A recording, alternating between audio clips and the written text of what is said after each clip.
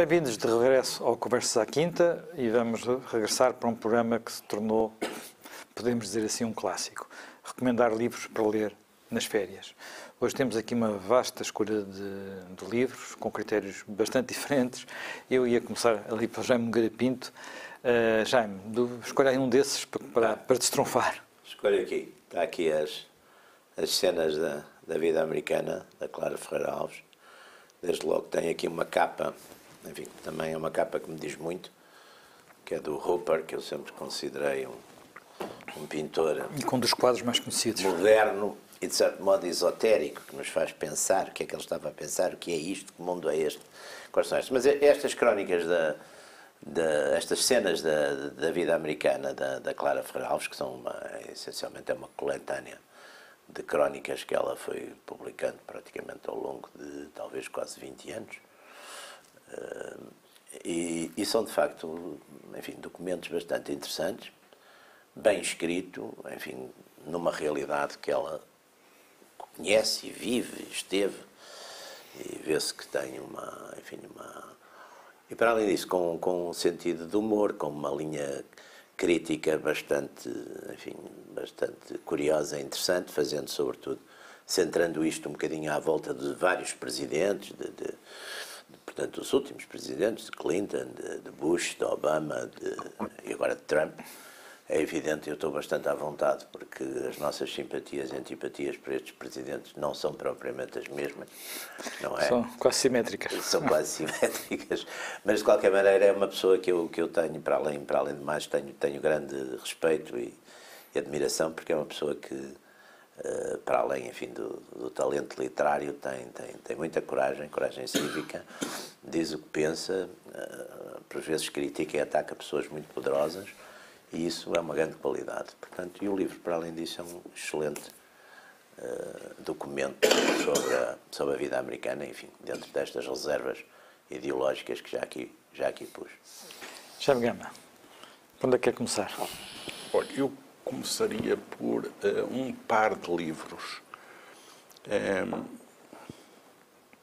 situados na Segunda Guerra Mundial, e são memórias ou correspondência, o primeiro do embaixador do Reich em Lisboa, von Einigen-Wenne.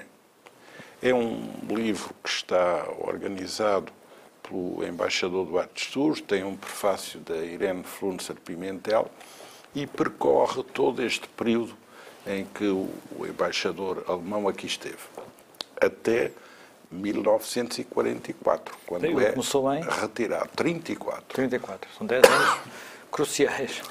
Este embaixador tem características muito interessantes, porque ele não é propriamente um membro originário do partido nazi, é um aristocrata que tinha desempenhado as funções de assessor diplomático do presidente de Edimburgo e, portanto, tinha essa referência, e que é colocado aqui na perspectiva de vir assegurar uma relação com um país neutro e que procura levar essa missão dentro desse contexto.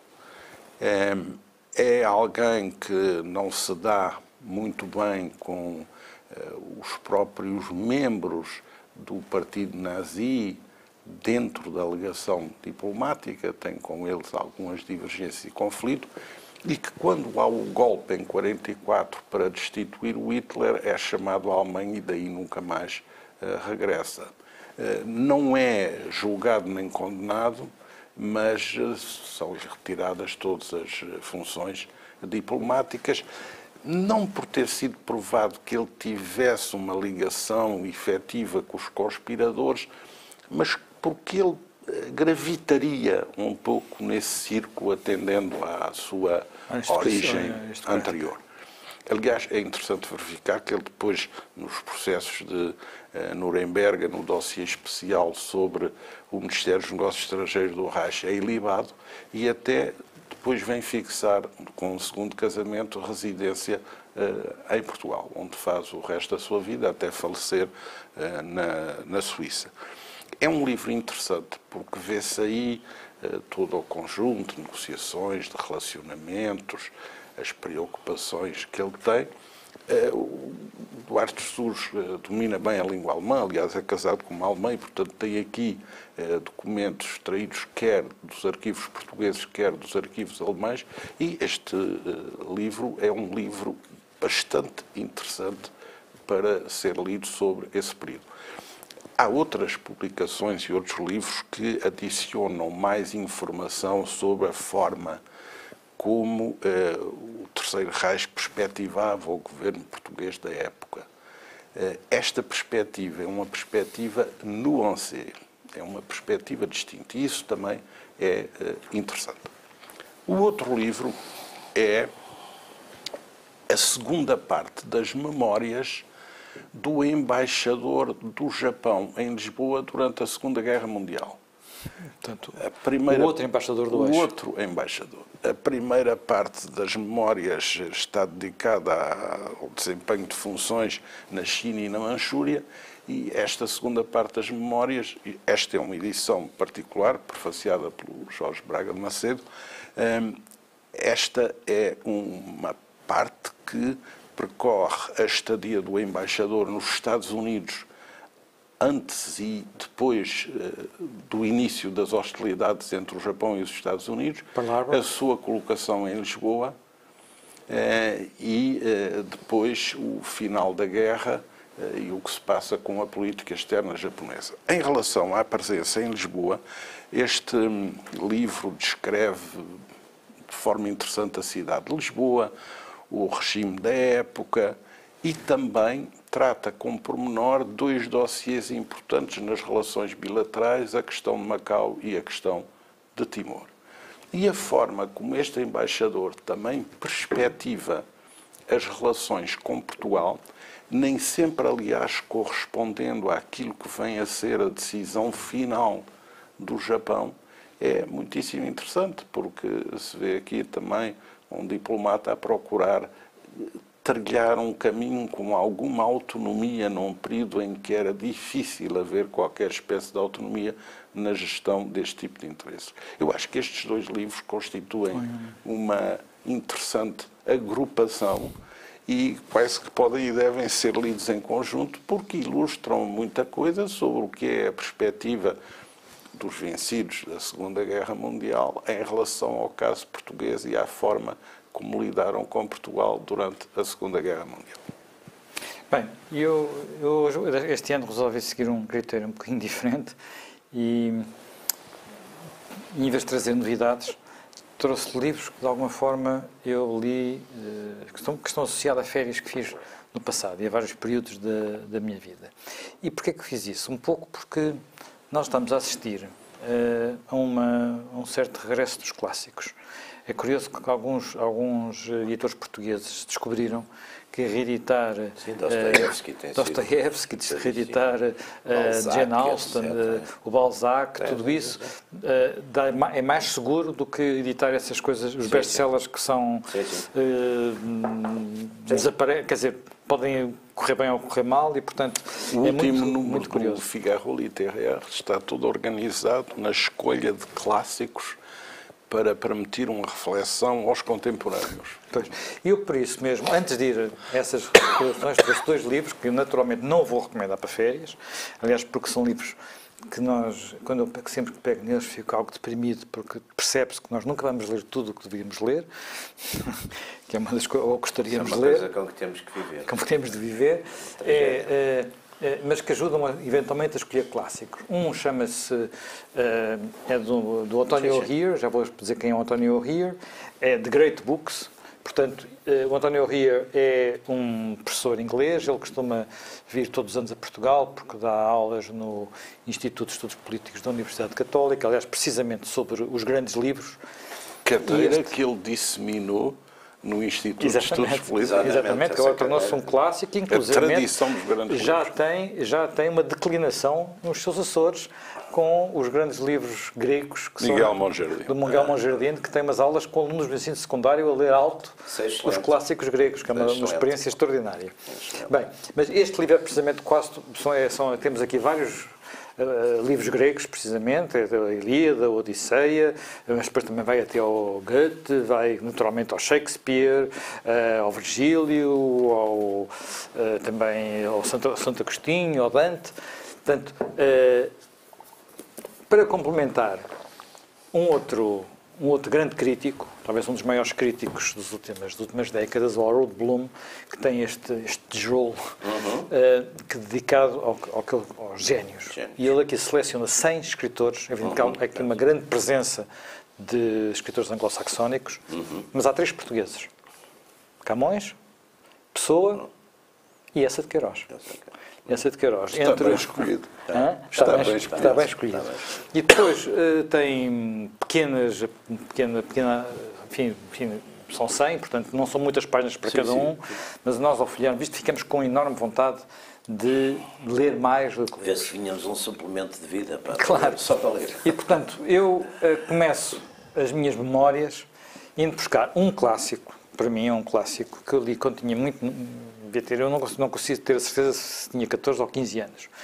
E que associo, portanto, estou a falar dos irmãos Karamazov, portanto, isto é o primeiro volume, eles são 2 volumes, do Dostoiévski. É um livro que lido aos 14, 15 anos, naquela fase... Isso só reflete 2 coisas. Que o meu amigo nasceu numa família cultivada e que frequentou um bom liceu. É verdade, mas também outra coisa, sabe? Estes livros, na altura... Eu não li nesta edição, porque esta edição é uma edição que eu comprei agora para reler, mas achas que estávamos a falar há pouco disso? Estes livros ou se leem às vezes uma certa idade, ou depois é difícil. Eu comprei para reler, há uma tradução direta do russo. Esta não sei se é daquela... Se esta tradução... Normalmente essas traduções vinham todas do francês. Eram feitas do francês, aquela que eu li era feita do francês e era feita pelos Irmãos Guerra, precisamente. Esta é uma tradução feita pelos Irmãos Guerra e era a edição que eu li foi do Círculo de Leitores, que tinha acabado de aparecer na altura e que publicou isto. Também era uma novidade. Estamos a falar para aí de 72, 71, 72. E eu não consigo dissociar a leitura deste livro do sítio onde o li. E isso que eu acho que às vezes também na recordação de alguns livros. Eu li este livro em Porto Covo, umas férias em Porto Covo em 72. Portanto, é o Porto Covo antes das canções, é um Porto Covo onde só havia aldeia de pescadores e talvez uma dúzia, talvez nem sequer uma dúzia de casas de um pequeno aldeamento, que os meus pais alugaram uma delas, uma ficava logo na ponta, mesmo em cima de uma praia, não havia ninguém, estávamos completamente sozinhos. Portanto, a ilha deserta do Pessegueiro era mesmo deserta e eu não sei se havia lá o tal Pessegueiro, porque não fomos lá. As estradas eram de terra. Eu tenho alguma nostalgia, naturalmente, desse Porto Covo, mas, ao mesmo tempo, eu falarei disso a propósito depois de um outro livro, nós não conseguimos voltar... O turismo hoje, o turismo de massas, todas as pessoas poderem gozar de férias. Em 72 nem toda a gente podia ir de férias, não é? Era um Portugal diferente do Portugal que temos hoje. E, portanto, esses sítios, nomeadamente a Costa Alentejana e iam por aí abaixo, estavam muito, muito, muito vazios. O Algarve ainda não era o que é hoje. Portugal e o resto do mundo. Portugal e o resto do mundo. Portugal e o resto do mundo. Portugal e o resto do mundo. E nós temos alguma nostalgia desse tempo. Eu não consigo... Lembro-me muito dessas férias, lembro-me muito desse livro, até porque este livro é aquele livro que coincide, o que não é também por acaso, com aquele momento em que nós começamos a colocar questões à nossa religião e à nossa fé. Portanto, é um momento complicado, que antecipa um momento de viragem típico, quando se tem 14, 15 anos, em que essas coisas acontecem. As grandes questões religiosas coloquei-as por causa da literatura de ficção científica, foi a coisa que mais influiu. Não estou a ver a ligação. A boa literatura de ficção científica é um mundo onde Deus está completamente posto de parte e não faz falta. Foi a minha grande crise religiosa, veio da literatura de ficção científica. E agora a seguir? Bom, agora a seguir não é nada, tem nada a ver com ficção científica. Tem aqui um livro do Marcelo Duarte Matias, portanto, Caminhos e Destinos, é uma recolha de textos e de críticas literárias, de ensaios sobre temas variadíssimos. Trata-se de um diplomata escritor, que era uma tradição, bastante importante, com uma forte cultura humanística. Infelizmente, talvez hoje já não haja assim tantos exemplos nessa área, mas aqui através exatamente desta recolha de textos e de crónicas e de críticas de livros, análises de personagens, vê-se que, de facto, se trata de um autor com uma vastíssima cultura humanística que faz entradas importantes, enfim, não só na literatura e na análise literária, na poesia, mas também na análise de temas como a diplomacia, as grandes linhas da diplomacia americana, como temas como, por exemplo, determinados escritores franceses. Ele faz aqui, por exemplo, um paralelo muito interessante entre 3 autores, que um deles, enfim, é menos conhecido que os outros, mas que eu conheço bem, que é o Drea La Rochelle, o Aragon e o Malraux. Vê-se exatamente também aí uma forte sensibilidade e interesse por esse tipo de temáticas. Tem uma série de escritos também sobre a Europa e vê-se, enfim, de toda esta seleção e toda esta recolha de textos, vê-se que se trata exatamente de uma pessoa que tem, para além de saber escrever, e escrever enfim, com elegância e com substância, que tem um vastíssimo, aquilo que é fundamental para quando se escreve, que é uma vastíssima curiosidade à volta do mundo e uma vastíssima curiosidade à volta, enfim, quer do nosso tempo, quer dos tempos passados. E por isso é um livro que eu acho que vale a pena, que é interessante e vale a pena ler. Mais um? Quer que eu continue? Sim, mais um. Também se trata de um livro, enfim, de uma área e de uma pessoa e enfim, de uma instituição que, embora não tendo pertencido a ela, quase diria como Humphrey Bogart, parece que dizia do Partido Comunista. Não fui, mas tenho pena de não ter sido, mas tive a sorte de conviver com muita gente desta área. Portanto, isto é o general Júlio Oliveira, que fez, enfim, já está na reserva há muitos anos, mas que foi um homem que foi, enfim, muito importante na história dos comandos. Foi comandante do Batalhão de Comandos, foi comandante da 32ª Companhia, que é uma companhia bastante lendária na história dos comandos. É um oficial que tem as mais altas condecorações, incluindo a Torre Espada, e eu acho que hoje em dia, com estas campanhas, enfim, um bocadinho enfim, comandadas e articuladas, e também com todo este discurso da chamada correção política, é bom que se trave conhecimento e que se leia, de facto, em livros como estes, que são recolhas de memórias e de histórias, o que é verdadeiramente uma força especial, o que é que ela faz, para que é que ela serviu, e, sobretudo, o espírito de solidariedade, de equipe, que essas pessoas e que esses militares têm entre si. E eu acho que isso, nesse aspecto, é bom também os civis, sobretudo destas gerações que já não conheceram propriamente guerras, vejam o que é a realidade destas coisas e o que é que são também os lados depois positivos do ponto de vista humano, exatamente de camaradagem, de solidariedade, de espírito de corpo, que são aspectos muito importantes também. Jaime Gama, também tem qualquer coisa sobre militares? Sim, é um livro que vai ser lançado, é História Militar de Portugal, que é coordenada pelo Nuno Severiano Teixeira e tem colaboração de Contente Rodrigues e de Gouveia Monteiro. Eles, aliás, dividem, porque Gouveia Monteiro faz a Idade Média até ao fim do século XV, depois Contente Rodrigues faz até ao século XIX, ao princípio do século XIX, até 1820, e Nuno Severiano Teixeira faz de 1820 até à atualidade. É, digamos, uma primeira moderna história militar portuguesa, muito bem apoiada documentalmente, muito bem seriada, que, aliás, desenvolve um trabalho anterior de Nuno Severiano Teixeira com Temudo Barata, a nova História Militar de Portugal. Porque é que há esta nova História Militar de Portugal e agora a História Militar nesta versão definitiva? É porque, no fundo, estes livros têm por referência o Portugal Militar de Carlos Selvagem, dos anos 30, que é, digamos, o compêndio a que mais se recorre em termos de história militar. Tem saído muita coisa, e tem saído muita coisa até contemporaneamente.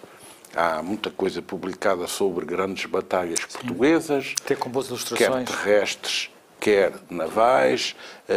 Há muito estudo sectorial, há até períodos de concentração em que sai muita coisa. Por exemplo, a Batalha de Aljubarrota está muito bem estudada, a Conquista de Ceuta está muito bem estudada. Aliás, agora só a Batalha de Aljubarrota não só está bem estudada, como hoje em dia tem um pequeno museu no local, que está muito bem montado, muito interessante, que permite reconstituir a batalha quase visualmente. Tem um com filme uma maquete, muito bem feito. um filme bem feito, uma boa maquete do terreno, onde se percebe a posição das tropas, que é uma visita muito recomendável. Eu, quando estava a escrever um livro sobre o Nuno Álvares, fui ver isso e é muito interessante. Há muita concentração de estudos também em torno das guerras da restauração. Sim. E foram publicados imensos estudos em reforço dos que já existiam sobre a chamada Guerra Peninsular. Portanto, há muita coisa publicada. Este livro tem o mérito de fazer uma condensação coerente e organizada e de demonstrar a grande importância das instituições militares na formação e na afirmação de Portugal ao longo de todos os séculos da sua história. Portanto, é um livro essencial para quem quiser fazer uma reflexão de substância sobre toda esta área. E até tem o mérito na conjuntura presente de poder ser um reconforto para algumas questões e para alguns problemas, vendo que a parte não é o todo e que toda esta estrutura tem ao serviço do país um contributo notável e que jamais poderá ser olvidado. Bem, deixem-me regressar aqui um pouco aos meus, não diria aos meus clássicos, com o peso desses que referi na altura, mas de livros que de alguma forma me recordam, como eu disse, alguns momentos de férias. Eu vou, enfim, vou referir primeiro, deixa-me ver por ordem cronológica, vou referir primeiro, não é este, por acaso eu trago aqui um livro do Gabriel Garcia Marques, que é o Outono de Patriarca, mas o livro que eu queria referir não é este, só porque, enfim, passaram muitos anos e eu não consegui encontrá-lo. Era aos 100 anos. Era aos 100 anos de solidão. Que faz agora 50 anos. Faz agora, os 100 anos de solidão é um dos livros mais maravilhosos que existe, um livro absolutamente deslumbrante, uma leitura, é realmente o livro do realismo fantástico na América do Sul e que eu não sou capaz, não dissocio também ele de umas férias passadas, esta não no litoral alentejano, mas também na Costa Vicentina, mas já no Algarve. No início dos anos 90, mas numa altura onde, mais uma vez, ainda estavam aquelas praias desertas. Eu recordo-me de ir para a Praia da Amoreira, que fica em Algesur, e ter que...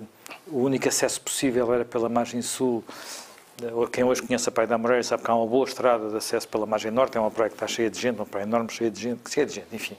Não é a Caparica, nem nada que se pareça com isso, ou as praias perto do Porto. Mas que na altura tinha uma ribeira que nós tínhamos que levar as coisas em cima de um colchão para a praia, porque ia atravessar pela ribeira a Val. Zona parecidíssima em geografia física com o Rif. Sim, é uma zona muito bonita e que eu acho que ainda hoje é possível descobrir nela sítios isolados, pequenos segredos, se nós nos dermos ao trabalho de não andar apenas de automóvel e, portanto, fazer alguns percursos a pé e chegar a algumas praias menos frequentadas. É uma zona que, apesar de tudo, não, porque é mais agreste que o Algarve, sobretudo que a parte que o Sotavento, tem água mais fria, tem mais ondas, tem praias também mais, para mim, que sou um homem de águas frias, mais fascinantes. O outro é, enfim, há quem diga que é talvez o livro mais importante de John le Carré, O Espião Perfeito. Eu também...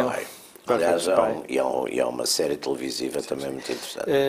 Eu não li nesta edição, mais uma vez. O Carré podia não ter escrito mais nada. Ficaria com uma obra grandiosa. Aquela trilogia de Carla, eu gosto muito. Sim, eu também acho que mesmo o primeiro de todos, O Espião que Saiu do Furil, é um livro...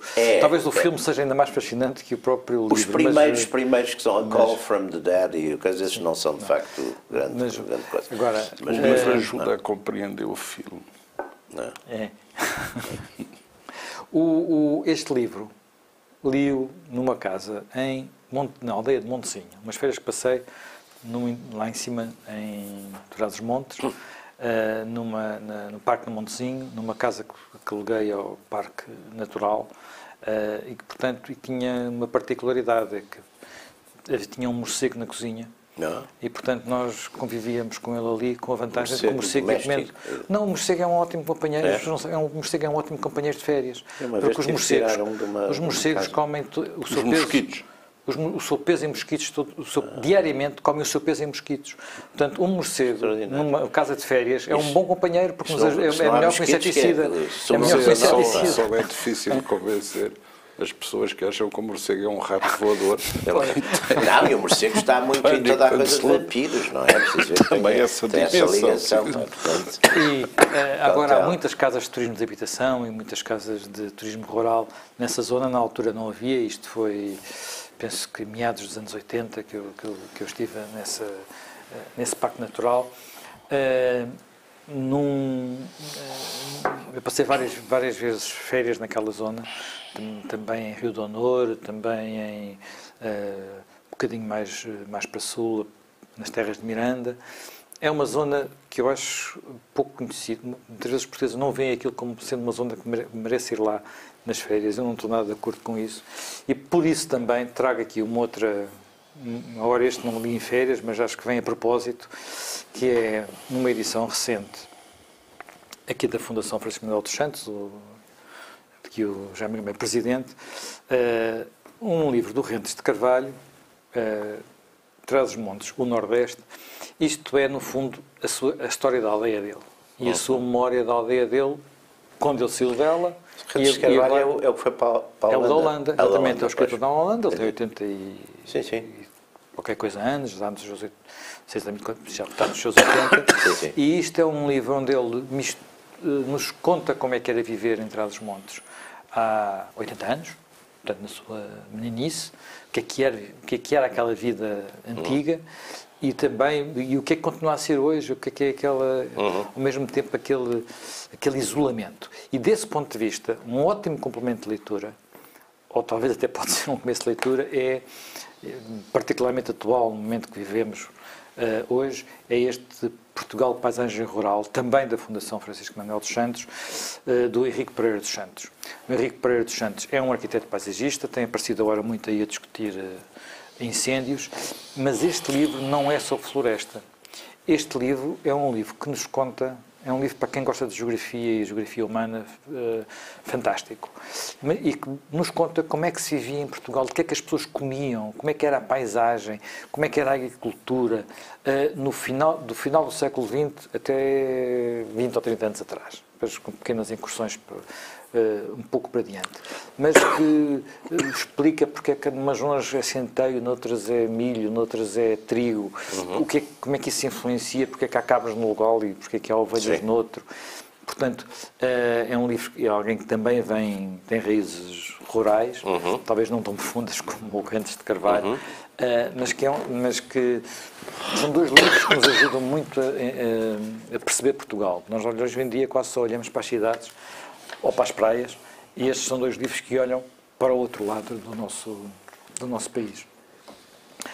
Já agora só uma pequena nota. Eu, por acaso, estes dois livros que trouxe, quer o do João de Le Carré, quer o do Garcia Marques, são de uma coleção a que eu estive ligado, porque foi lançada pelo Público há uns 15 anos, que era a coleção Mil Folhas. Eu estive a ver o índice, são 100 volumes, são 100 livros, e posso dizer uma coisa, acho que quem não tiver livros para férias, passe por uma alfarrabista, em quase todos eles há volumes desta coleção a preços da Mijona.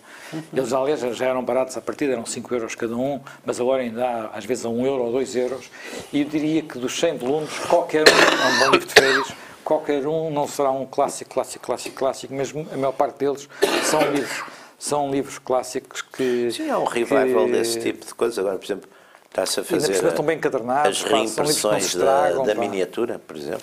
Às vezes o único defeito que tem, confesso, é que a letra é um pouquinho pequenina. Mas fora isso, para nós já temos a necessidade de ler com óculos. Já começa a ler. Já me veio a pinto. Bom, está aqui um outro livro. Este livro é do Carlos Bobone. Carlos Bobone é um conhecido livreiro alfarrabista da livraria bizantina. E, além disso, embora sendo bastante mais novo que eu, é um velho amigo, é um amigo já de muitos anos, e que publicou agora... É um bom monárquico também. É, também, um homem conservador e patriota, nacionalista, todas essas coisas que eu acho boas. E, portanto, este livro é um livro muito interessante, porque é um livro sobre as origens dos apelidos, é um estudo sobre os nomes, com coisas muito curiosas, não só, mudanças de apelidos de criados e escravos, estou só aqui a ler a expansão ultramarina dos apelidos portugueses, apelidos de judeus e mouros, portanto é um estudo bastante completo, enfim, e está escrito também de um modo, digamos, leve, divertido, gracioso, com pequenas histórias, enfim, sobre cada uma, sobre toda esta casuística.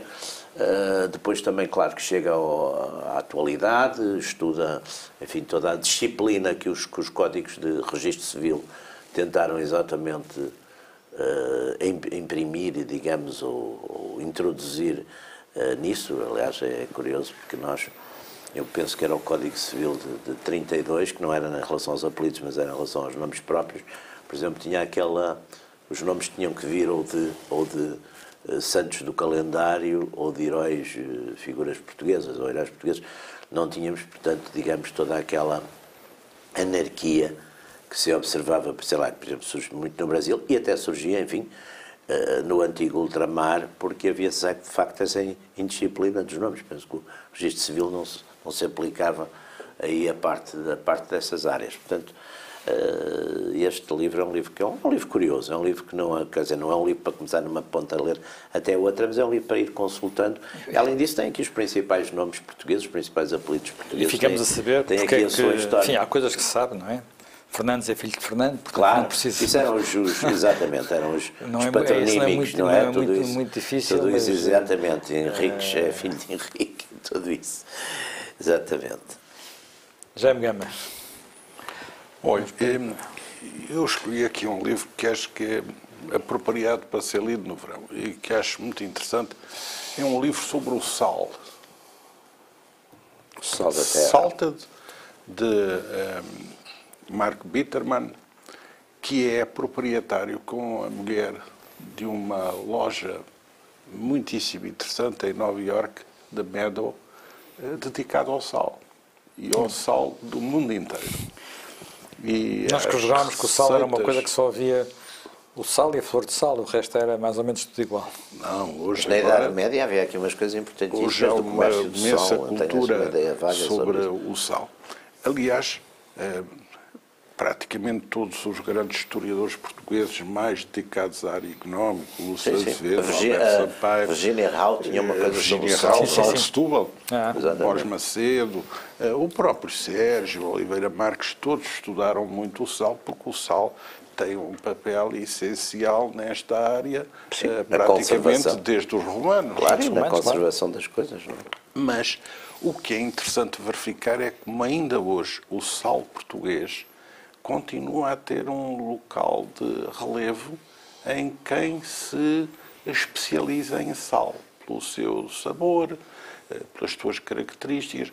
O próprio sal foi um fator essencial não só da preservação dos alimentos em Portugal durante a Idade Média, como também uma moeda de troca fundamental para a expansão ultramarina, na medida em que a troca de sal permitia em populações que o não possuíam haver em retorno o ouro. Tombuctu e Gal trocavam ouro por sal, porque lhes era essencial para manter a estabilidade orgânica e o ouro não era. Então, este livro valoriza imensamente bem toda esta problemática do sal. Há um outro autor, também americano, o Mark Kurlansky, que é interessante, um historiador que começou por se dedicar à história do povo basco.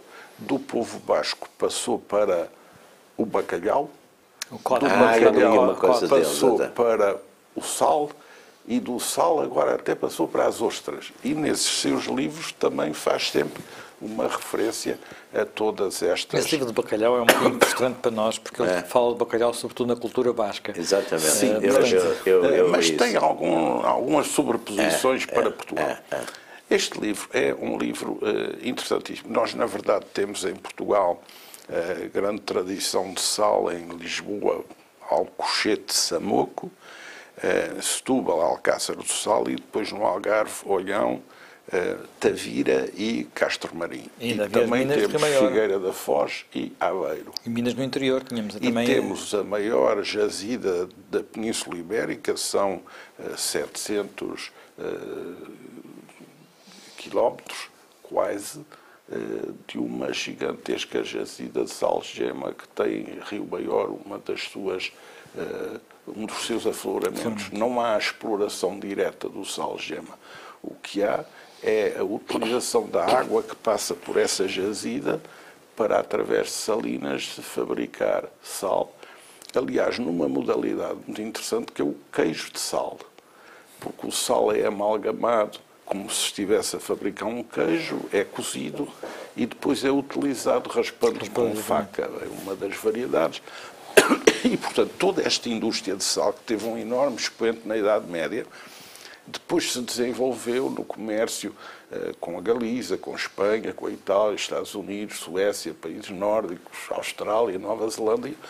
Foi algo que teve altos e baixos na economia portuguesa, mas que ultimamente tem vindo a ser recuperada com essas variedades orgânicas mais preservadas, como a flor de sal, o sal líquido, e até misturas de flor de sal com ervas aromáticas e outros produtos, o tradicional sal grosso, o sal laminado, enfim. E Portugal tem se inserido bastante bem nessa faixa gourmet do sal. E isso está aqui espelhado neste livro em grande abundância. Porquê é que este livro também particularmente me interessa? Porque uma parte da minha família tem uma ligação ao sal, porque eram produtores de sal em Aveiro, comerciantes de sal, que se estabelecem nos Açores na panificação e na moagem, e por isso importam o seu próprio sal para os Açores, e no lastro dos navios exportam basalto, que aliás hoje se encontra nos passeios da cidade de Aveiro, na calçada portuguesa.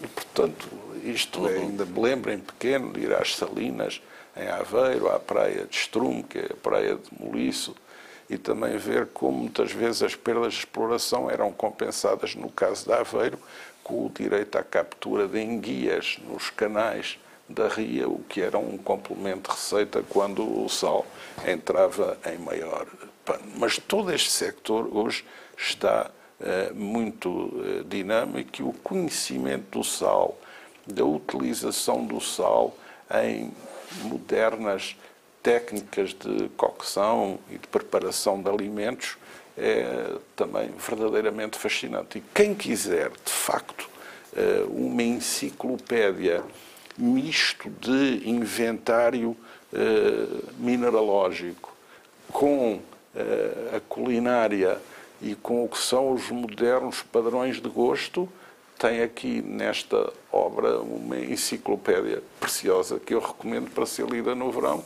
e também para permitir acompanhar visitas às salinas. Aliás, muitíssimo bem tratadas numa recente reportagem do Público, percorrendo as várias salinas portuguesas em atividade e quem aí trabalha, os produtos que exporta e o gosto que tem em melhorar este sector.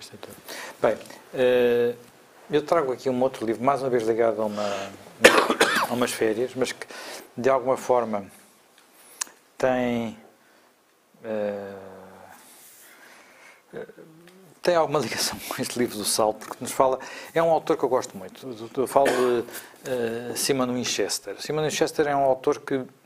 Este livro é sobre Krakatoa. Krakatoa foi um vulcão que explodiu em 27 de agosto de 1883 na Indonésia, portanto, ao largo da Sumatra, provocou um tsunami que exatamente. se sentiu em Lisboa, sentiu-se em Londres, portanto a onda deu várias vezes a volta ao mundo. Eu peguei neste livro quase por acaso, portanto não conhecia o autor, e houve um ano, que há uns 10, 12 anos atrás, não, um bocadinho mais, que eu fiz uma coisa que habitualmente as pessoas têm até um certo preconceito contra fazer, que é um cruzeiro. Acha-se que o cruzeiro, naqueles barcos muito grandes, assim, uma coisa muito impessoal. Eu também tinha essa ideia, mas assim estava particularmente cansado e fiz um cruzeiro ali para o Báltico. E no cruzeiro tinha uns dias de descanso. E eu levei uns livros, os livros acabaram-se, li-os todos e depois fui à biblioteca, que hoje em dia os barcos têm tudo, e peguei neste livro. E depois acontece, não o acabei de ler, a primeira coisa que fiz quando desembarquei em Dover foi ir à procura dele. O que é que tem o Simon Winchester que eu acho que é relativamente... Este não é o único livro dele, eu já depois a seguir li outros. O Simon Winchester é alguém que mistura ao mesmo tempo história humana com ciência e com a origem das coisas, da explicação e sobretudo muita geologia. Por exemplo, aqui temos um conhecimento de como é que foi descoberto estas ilhas, o que aconteceu, mas depois também todo o fenómeno dos vulcões, depois o exato acontecimento da explosão, mas ele tem, por exemplo, também um sobre o sismo de São Francisco, tem outro muito interessante sobre o Atlântico. Portanto, é um autor, eu não sei se por acaso se há algum livro deles traduzido para português, não tenho ideia. Para quem gosta de livros que combinam história e ciência, ele ainda escreve bem, escreve de uma forma bastante acessível. Eu recomendo o Winchester. E para quem não quer descansar e não gosta de andar a fazer e desfazer malas, Livros grandes? Livros grandes podem ir num cruzeiro, ao contrário dos aviões. Podem entrar num barco. Depois, num barco não é possível, faz a mala um dia e desfaz no último. É uma coisa relativamente relaxa. Quando se faz uma viagem, é uma coisa que relaxa. E estes barcos agora, que parecem uma coisa horrível, a gente vê-os aqui entrar no Tejo e a tapar a vista, são cidades tão grandes que têm a vantagem que as cidades têm, uma pessoa pode isolar-se. É tão grande que uma pessoa pode isolar-se. Há sempre uns recantos onde não nos temos que misturar com toda a gente e andar a fazer tudo o que todos os outros andam a fazer. Portanto, não estou aqui a fazer propaganda a cruzeiros, estou apenas a desfazer um bocado o preconceito que existe contra esse tipo de turismo de massas, que hoje em dia é um turismo de massas. Olha, a mim proporcionou-me descobrir o Simon Winchester. Foi uma coisa bem interessante. O Jaime Nogueira Pinto trouxe-nos aqui umas coisas sobre... Curiosamente, este cruzeiro, a razão primeira porque eu fiz foi porque naquele ano, que era 2003, São Petersburgo fazia 300 anos e eu queria ir a São Petersburgo. Agora temos aí... É verdade. Para falar de São Petersburgo, duas... Ora bem, eu trouxe... Eu penso que este livro, aliás, já está...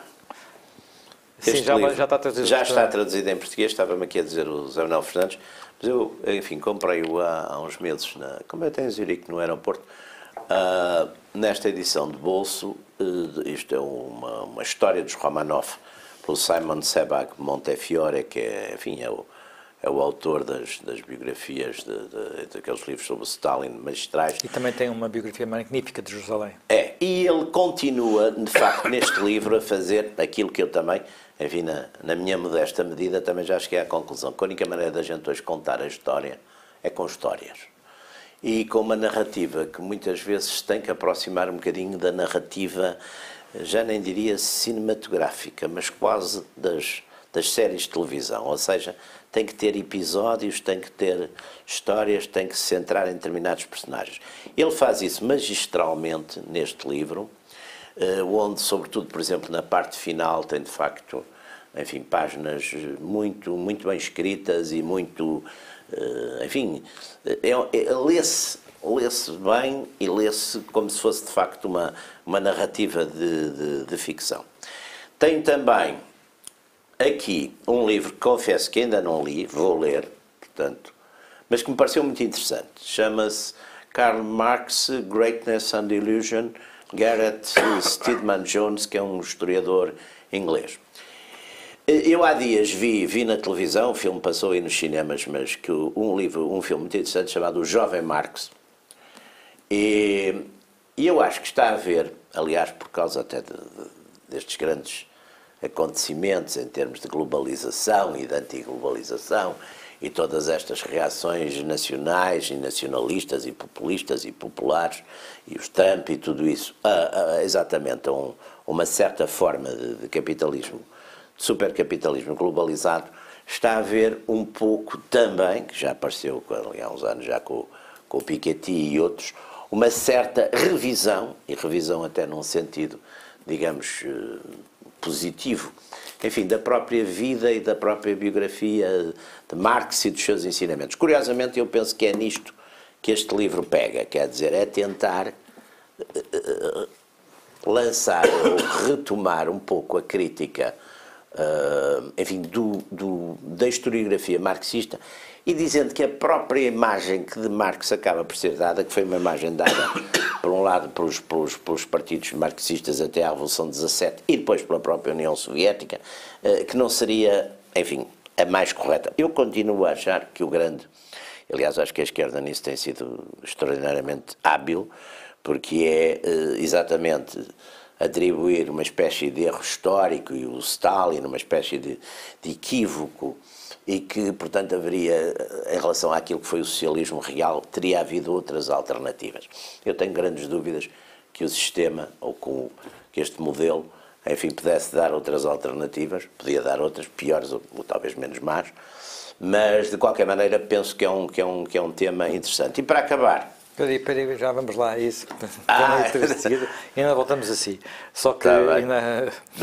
vamos finalizar com o seu romance. Girando a final. Jaime Gama.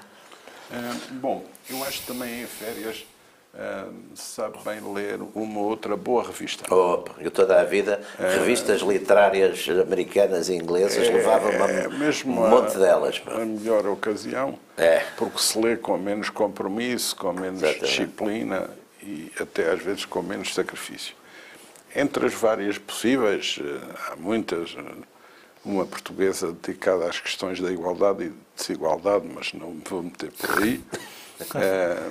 A Foreign Affairs, por exemplo, dedicada à política externa da administração de Trump, que é interessante seguir. Populismo, agora tem tido várias interessantes. Portanto, eu escolheria esta do Le Point Cultura sobre o espírito da Grécia. Voltamos aos clássicos. Porquê?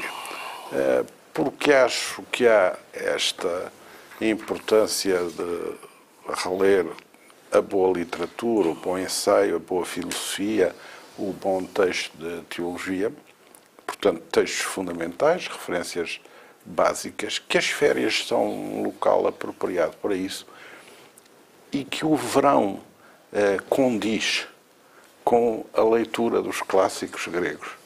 Nós podemos dizer que as obras também têm um ciclo de assimilação por cada um de nós que passam um pouco pelas estações do ano.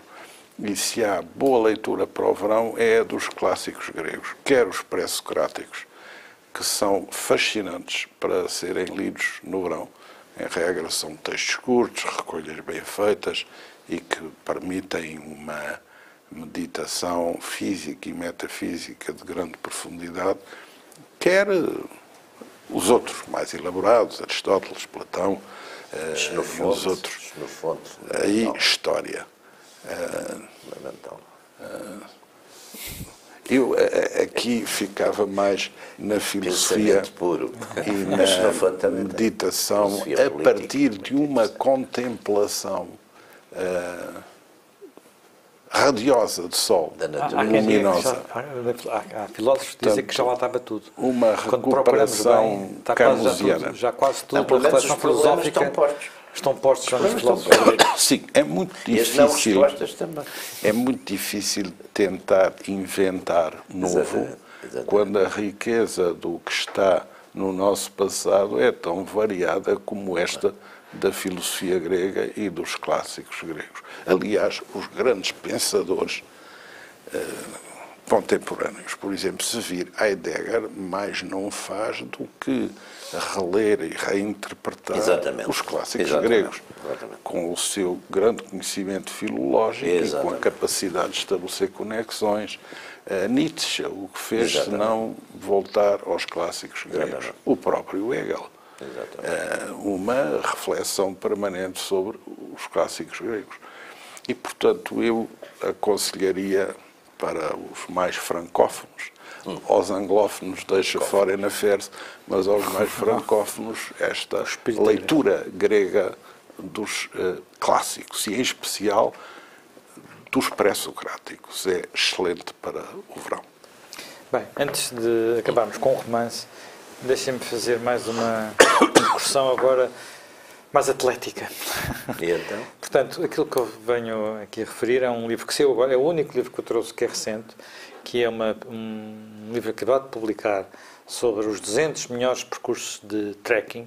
O que é que isto é? É um jornalista que selecionou 200 percursos em Portugal para andar a pé.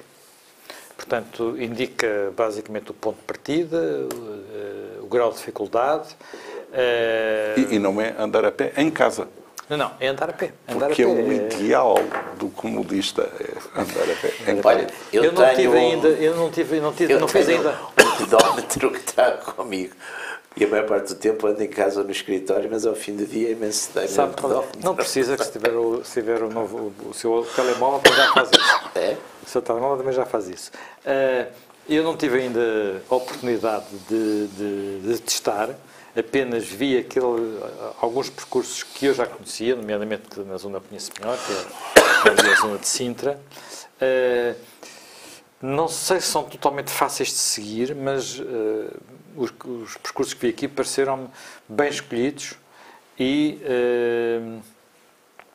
bem indicados no que diz respeito, nomeadamente, aos graus de dificuldade, porque há, por exemplo, um percurso maravilhoso que ele aqui refere, que eu faço com alguma regularidade, mas que é de facto de grau de dificuldade alta, que é ir do Cabo da Roca à Praia Grande, seguindo a linha de costa. Portanto, é descer à Praia da Ursa. Sem derrocada. Sem derrocada, portanto, é sair do Cabo da Roca, descer à Praia da Ursa, subir outra vez, depois descer à Praia da Draga, depois subir outra vez, depois descer pelas pegadas de dinossauros até à Praia Grande, e ele recomenda aqui que depois disso tudo se volte para trás tudo outra vez. Desta vez para meio das povoações, Almocegeme, Ugueira, Zóia, até de novo ao Cabo da Roca.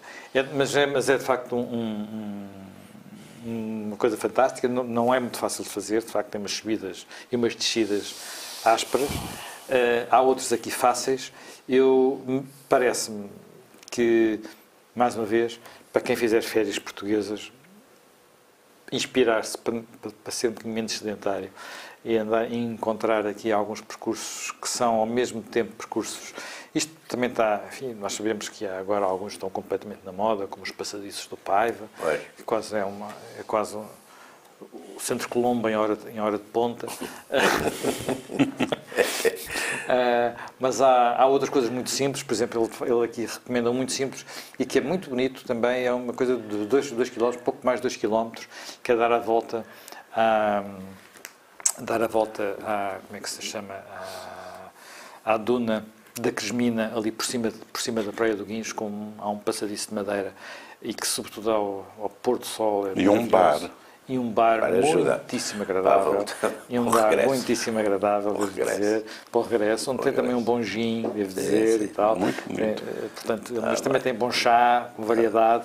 Portanto, há aqui muitas sugestões que me parecem interessantes. Mas acabamos com o romance, tinha que ser. Então, tinha que ser, mas eu por acaso agora, pegando um pouco no que já me estava a dizer aqui do Não Resisto, porque já, pegando um pouco, juntando o Heidegger aos seus passeios, o Heidegger tem exatamente um livro muito interessante, que em alemão se chama Holzweg, que foi traduzido por Caminhos na Floresta, em francês, e é Caminhos que não levam a lado nenhum, que ele exatamente é uma série de reflexões filosóficas que ele procura exatamente os Holzweg, que são aqueles caminhos que há no meio das florestas, não é? Que não deixam, parece não terem partida nem chegada. Há clareiras, mas depois cada clareira liga a outra clareira exatamente. e nunca se vê Ele fala a muito saída. disso. Nos Altsweg ele diz que exatamente o pensamento é um bocadinho assim. Bom, para acabar, porque de facto alguém tinha que... E hoje já nos excedemos bastante.